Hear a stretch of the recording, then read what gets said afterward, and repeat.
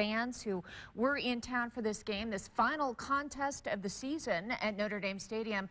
Bittersweet, to be sure. WSBT 22's Patrick Roth joining us live now with more on fan reaction. Patrick?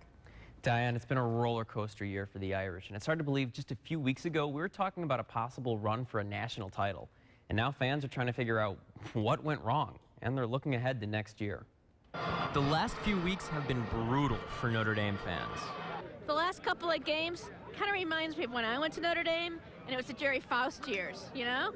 After the last couple of weekends, it's been kind of tough to regather and group about the season. And as the losses have piled up, it's led some Irish fans to do things they never thought possible. I would never scalp tickets a couple weeks ago. I thought we were 12-0 all the way. I thought we were going to the championship, believe it or not. Just a few weeks ago, it looked like Notre Dame would be going to the college football playoff. And then came Florida State. I think it was the tipping point of the season, not necessarily the turning point, because if we win that game, they all still believe. And then Arizona State. Yeah, I think that first half of the Arizona State game was the downfall where everyone kind of lost a little bit of hope. We won't even talk about Northwestern. And now... Oh, for a bowl game? Yeah. Oh, you're way ahead of me.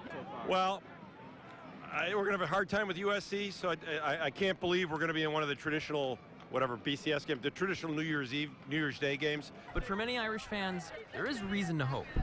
I think next year we've got, there's some definite things to build on. It looks to me like there could be great promise next year because we have a lot of young players on this team that I think are ready to make a big contribution.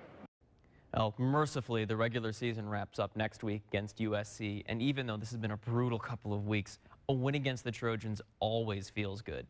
Live in the studio, Patrick Roth, WSBT 22 News.